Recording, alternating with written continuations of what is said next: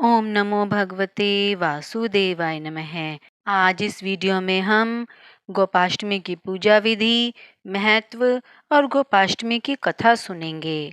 कार्तिक मास में शुक्ल पक्ष की अष्टमी तिथि को गोपाष्टमी का पर्व मनाया जाता है।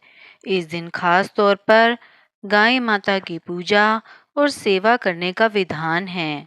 इस साल गोपाष्टमी 20 नवंबर को है। मान्यता के अनुसार इस दिन सबसे पहले भगवान कृष्ण ने गायों को चराना आरंभ किया था। इसलिए इस दिन गौ माता के साथ बछड़े की भी पूजा की जाती है।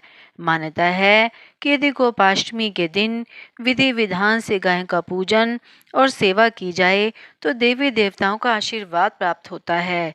गाय की पूजा करने से श्री कृष्ण प्रसन्न होते हैं और अपने भक्तों पर कृपा बरसाते हैं।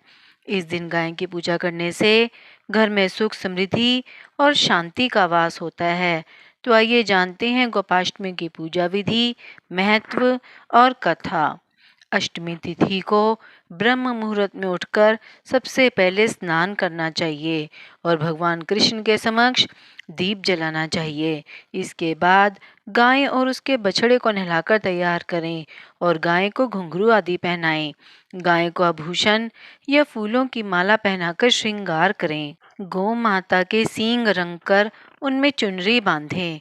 अब गाय का पूजन करें और भोजन कराएं।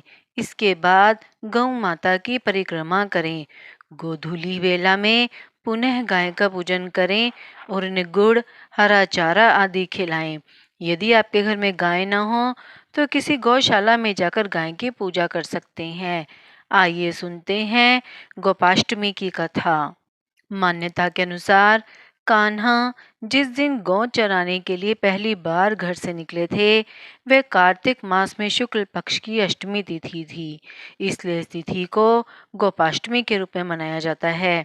गोपाष्टमी की पौराणिक कथा के अनुसार जब श्री कृष्ण 6 वर्ष के हुए तो अपनी माँ यशोदा जी से कहने लगे, मैया अब मैं बड़ा हो गया हूँ। यशोदा जी प्रेम पूर्वक बोली, अच्छा लल्ला, अब तुम बड़े हो गए हो तो बताओ अब क्या करें। इस पर कन्हैया बोले, अब मैं बछड़े चराने नहीं जाऊंगा, अब मैं गाय चराने जाऊंगा। इस पर यशोदा जी ने कहा, ठीक है, बाबा से पूछ लेना।